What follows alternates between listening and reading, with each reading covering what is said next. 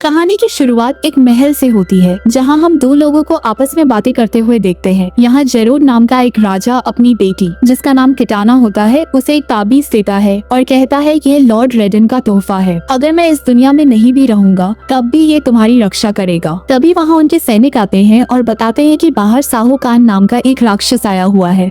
इसके बाद जेरोड उससे मिलने जाता है। अब जेरोड और साहूकान आमने सामने होते हैं। साहूकान कहता है अब यहाँ मेरा राज होगा। तभी जेरोड जवाब देता है एडिनिया तुम्हारे सामने कभी नहीं झुकेगा। यहाँ हमें पता चलता है कि इस राज्य का नाम एडिनिया है। इसके बाद जेरोड और साहूकान के बीच भयंकर युद्ध शुरू हो जाता है। दोनों के बीच जबरदस्त मुकाबला होता है और जेरोड साहूकान पर भारी पड़ने लगता है। तभी साहूकान उसकी उंगलियां काट देता है और उसकी जान ले लेता है। लड़ाई खत्म होने के बाद वह एडिनिया पर कब्जा कर लेता है और किटाना को अपने साथ ले जाता है। अब कहानी वर्तमान समय में पहुंच जाती है जहां हम किटाना और जेड को आपस में लड़ते हुए देखते हैं जो असल में मॉर्टल कॉम्बैट के लिए अभ्यास कर रहे होते हैं। यहाँ हम देख सकते हैं कि दोनों बहुत अच्छे दोस्त हैं और भाई बहन की तरह रहते हैं। अभ्यास के बाद रात के समय जेड किटाना को तोहफे में जापानी धारदार और घातक हथियारों की एक जोड़ी देती है। ये तोहफा पाकर किटाना बहुत खुश हो जाती है। इसके बाद हम दोनों को साहूकान के महल में देखते हैं। यहाँ हमें पता चलता है कि मॉर्टल कॉम्बैट प्रतियोगिता के लिए साहूकान शैंग शुंग को बुलाता है। शैंग शुंग उससे बताता है कि एक ऐसा ताबीज है जो किसी को भी भगवान बना सकता है, यानी उसकी शक्तियों की मदद से कोई भी इंसान अमर हो सकता है। तभी किटाना कहती है उस ताबीज की शक्तियों को पाने के लिए तुम्हें उसे बहुत सारी ऊर्जा से चार्ज करना पड़ेगा तभी वो काम करेगा। अब हम रेडिन और बाकी योद्धाओं को देखते हैं।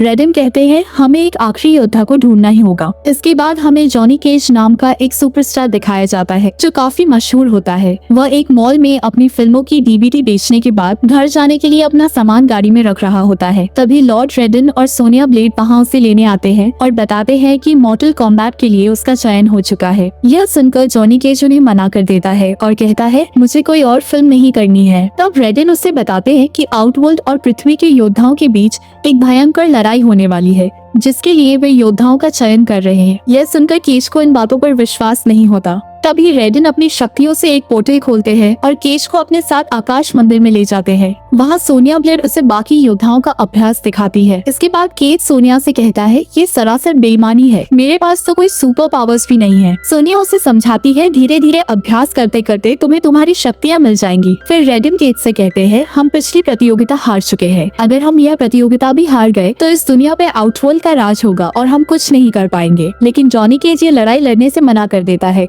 और वापस अपने घर चला जाता है। इसके बाद आउटवर्ल्ड में कुआंची नाम का एक जादूगर कुंग लाओ को जीवित कर रहा होता है। तभी उसके सैनिक बाहर से आकर बताते हैं हमें वह ताबीज मिल गया है। उसी समय वहाँ किटाना और जेड आती हैं और कुआंची से पूछती हैं क्या आपने किसी को पृथ्वी पर भेजा है? तब कुआंची जवाब देता है हाँ, मैंने अपने राजा के आदेश पर एक आदमी को पृथ्वी पर भेजा था। जादूगर किटाना को केनो की डेड बॉडी दिखाता है और सीन शिफ्ट हो जाता है एक बियर बार में जहां जॉनी केज ड्रिंक कर रहा होता है। फिर सीन दोबारा आउटवर्ल्ड में शिफ्ट हो जाता है जहां जादूगर अपनी शक्तियों से केनो को जिंदा कर देता है। अब हम रेडिन और बाकी योद्धाओं को देखते हैं जो आपस में मॉर्टल कॉम्बैट के बारे में बात कर रहे होते हैं। इसके बाद दो योद्धाओं का चयन किया जाता है जिनमें पहली सोनिया और दूसरा जॉनी केज होता है। अब दोनों अपने अपने एरिना में पहुँच जाते हैं। दूसरी ओर आउटवर्ल्ड में केनो जिंदा होने के बाद जादूगर को शिन्नोक का ताबीज दे देता है। इसके बाद एरिना में किटाना जॉनी केज को फाइट के नियम बताती है और मुकाबला शुरू हो जाता है। इस लड़ाई में जॉनी केज हार जाता है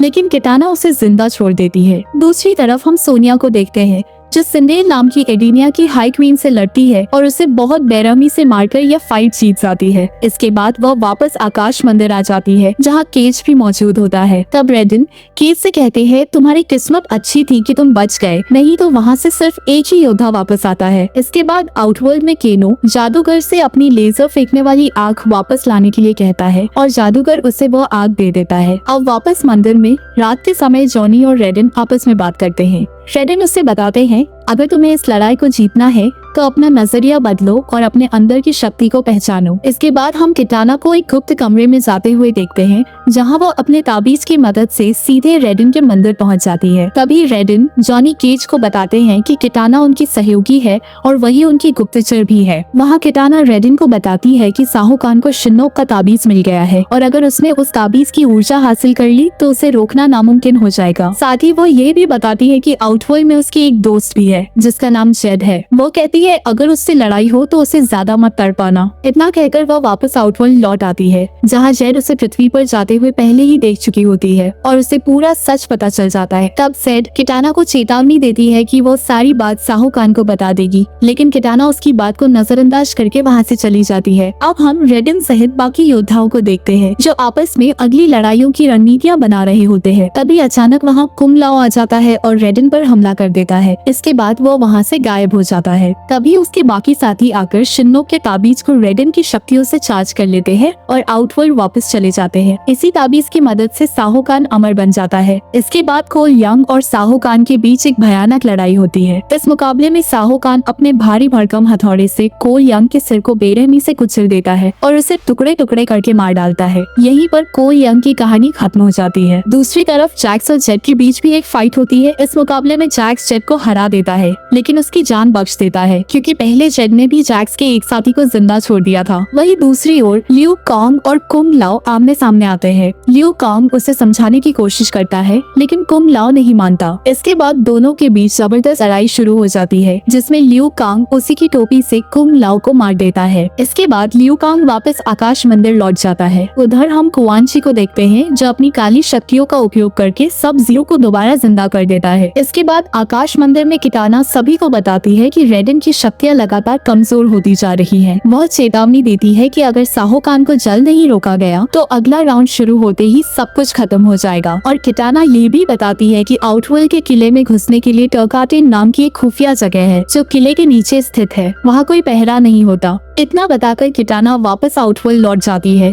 जहाँ जेड उसे बंदी बना लेती है। अब सीन शिफ्ट होता है एक कबीले में जिसके मुखिया का नाम बराका है। लियू कांग और उसके बाकी साथी बराका को अपनी तरफ करने के लिए मनाने जाते हैं लेकिन बराका उनकी बात मानने से इनकार कर देता है। तभी जॉनी केज उसे लड़ाई के लिए ललकारता है और दोनों के बीच जबरदस्त मुकाबला शुरू हो जाता है। आखिरकार जॉनी केज जीत जाता है जिसके बाद बराका उनकी मदद करने के लिए तैयार हो जाता है। इसके बाद सभी लोग साहू कान के किले में घुस जाते हैं जहां वो जादुई ताबीज रखा होता है। तभी अचानक वहां साहू कान आ जाता है और लियू कांग तथा साहू कान के बीच भीषण लड़ाई शुरू हो जाती है। इसी दौरान लियू कांग के बाकी साथी उस ताबीज को हासिल करने की कोशिश करते हैं लेकिन तभी वहाँ सब जीरो पहुँच जाता है और ताबीज लेकर अपने डार्क वर्ल्ड में चला जाता है। उधर जैक्स भी साहू कान को रोकने की कोशिश करता है लेकिन वह साहू कान के हाथों मारा जाता है। अब पृथ्वी पर आकाश मंदिर में रेडिन कमजोर अवस्था में लेटे हुए होते हैं। तभी जॉनी केज के साथ केनो भी वहां पहुंचता है और मदद की पेशकश करता है। वह बताता है कि वह नग आयाम में जाकर उस ताबीज को नष्ट करने में सहायता करेगा। इसके बाद रेडिन नग आयाम का द्वार खोलते हैं और दोनों उसके अंदर प्रवेश कर जाते हैं। वहाँ उनकी मुलाकात हेंजो हसाशी से होती है। फिर सभी लोग सब जीरो के पीछे निकल पड़ते हैं। नग आयाम में हेंजो हसाशी और जॉनी केज उस ताबीज को नष्ट करने की कोशिश में जुट जाते हैं। इधर एरेना में हम किटाना को बंधा हुआ देखते हैं। तभी लियू कांग और साहू कान के बीच एक बार फिर लड़ाई शुरू हो जाती है। इस बार लियू कांग मारा जाता है। तभी सोनिया ब्लेड किटाना को आजाद कर देती है और किटाना पृथ्वी की ओर से साहू कान के खिलाफ लड़ने लगती है। दोनों के बीच लगातार बराबरी की टक्कर होती है और लड़ाई जारी रहती है। दूसरी तरफ नग आयाम में सभी लोग अपनी पूरी ताकत लगाकर उस ताबीज को नष्ट करने की कोशिश कर रहे होते हैं। तभी जेड भी वहाँ उनकी मदद करने के लिए आ जाती है। वहीं आकाश मंदिर में शैंग शुंग रेडिन को अकेला और कमजोर समझकर उन्हें मारने ही वाला होता है। तभी एक चमत्कार होता है और रेडिन फिर से पहले की तरह शक्तिशाली बन जाते हैं।